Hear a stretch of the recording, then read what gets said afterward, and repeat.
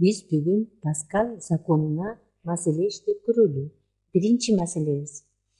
Тыгыздыгы 400 килограмм метр куб суюктуктун кандай тереңдикте 12 килопаскаль басым жасайт? Атмосфералык басымды эске албайбыз. Демек, бул жерде суу куюлган бачокту көрүп турасыңар. Демек, ушул кандай тереңдикте, бул аш бийиктигинде кандай тереңдикте 12 килопаскаль жасарын чыгарып көрөбүз. Демек, мында биз ашты табабыз. Анда берилишин жазып көрөлү. Берилди.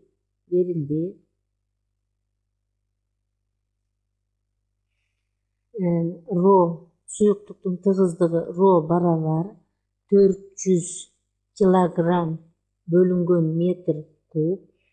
Ал эми басымы П барабар 12 кило паскаль. Муну паскальга айландырсак 12.000 паскаль. Демек, бизге ушул кандай тереңдикте ушунча паскаль аракет этерин ашты тапкыла дейт. Ашты табабыз. Анда биз суюктуктун идиштин түбүнө жана капталына жасаган басымдын формуласын жазабыз. П барабар ро ж аш формуласы. Демек, мындан биз ашты табабыз. Демек, анда аш барабар П бөлүнгөн ро ж. Демек, анда ордуна койсок, П'быз болсо 12.000 паскаль, тыгыздыгыбыз болсо 400 килограмм бөлүнгөн метр куб, көбөйтүлгөн жыбыз 10 метр секундда квадрат. Демек, барабар 3 метр. Демек, бул жерде 3 метр ылдыйлаганда, бул бочкадан 3 метр ылдыйлаганда, бобу 12 килопаскаль басымды жасайт экен. Демек, биздин жообу аш барабар 3 метр. Демек, 3 метрде 12.000 паскальды күч аракет этет экен. Эми экинчи маселени карап көрөлү. Экинчи маселебизде мындай дейт. Момунда суучулду көрүп турасыңар. Суучулдун аянты 2,4 метр квадрат болгон суучулдун скафандрына суу 3,6 мега ньютон күч менен аракет этет экен. Демек, бул ылдый карай F барабар 3,6 мега ньютон күч аракет этет экен. Демек, төмөн карай басып атат. Эми ушунда суучул кандай тереңдикте сүзүп жүрөт дейт. Биз анда дагы эле ашты табабыз. Анда S барабар 2,4 метр квадрат. F барабар 3,6 мега ньютон. Же болбосо биз муну ньютонго айландырсак 3,6 көбөйтүлгөн 10-6 даражасындагы ньютон. Ал эми суунун тыгыздыгы ро барабар 1000 килограмм бөлүнгөн метр куб. Демек, бизде дагы эле ошол суучул канчалык тереңдикте жүрөт деп сурап атат. Ашты табабыз. Демек, анда П барабар F бөлүнгөн S. Ал эми идиштин түбүнө жана капталына жасаган формулабыз болсо П барабар ро ж аш. Демек, биз барабарлап жерден сол жактарын барабарлайбыз. Анда F бөлүнгөн S барабар ро ж аш. Демек, мындан биз ашты табабыз. Анда аш барабар F бөлүнгөн ро ж S. Эми ордуна коебуз. ордуна койсок, анда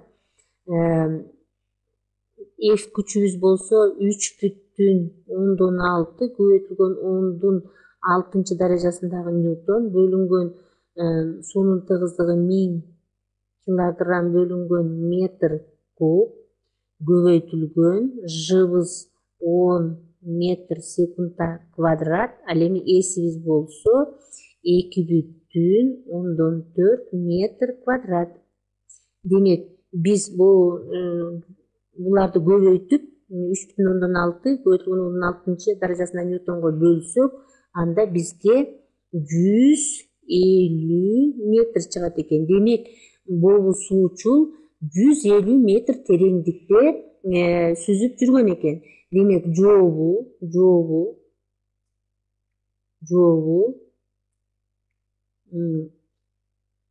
H барабар 150 метр. Эми биз үчүнчү маселебизди карап көрөлү. Үчүнчү маселеде бул жерде көрүп турасыңар. Үчүнчү маселеде бассейндин узундугу 50 метр дейт. Демек бул жердеги узундугу 50 метр экен. 50 метр. Ал эми бул жердеги туурасы 10 метр экен. Демек ушул бассейндин түбүнө кандай күч менен басып турат дейт. Демек бизге ошону тапкыла дейт. Анда биз берилишин жазалы. А узундугу барабар 50 метр. В туурасы 10 метр. Ал эми H тереңдиги 2 метр. H барабар 2 метр. Суунун тыгыздыгы барабар 1000 килограмм бөлүнгөн метр куб. Демек бул жерде бизге тапкыла деп атат. F аракет эткен күчтү тапкыла деп атат. Анда биз адегенде бул бассейндин аянтын таап алалы. S барабар A көбөйтүлгөн V. Демек ордуна койсок барабар 50 метр көбөйтүлгөн 10 метр барабар 500 метр квадрат. Демек бассейндин аянты 500 метр квадрат экен. Эми биз F'ти табабыз бул жерден. F барабар P көбөйтүлгөн S. Демек мында P'быз болсо ρ H-ка барабар. Идиштин түбүнө жана катталына жасап аткан басым ρ H көбөйтүлгөн S. Демек мында биздин формулабыз табылды. Анда ордуна коюп чыгарып көрөлү. Жыбыз болсо 10 метр секундта квадрат. Көбөйтүлгөн ρбуз 1000 килограмм бөлүнгөн метр куб көбөйтүү H'ыбыз болсо 2 метр көбөйтүлгөн S болсо 500 метр квадрат. S'ибиз болсо 500 метр квадрат. Биз бул жерде таптык 500 метр квадрат. Демек буларды көбөйтсөк 10⁻7 даражасындагы ньютон болду. Же болбосо биз муну айландырсак 10 мега ньютон болду.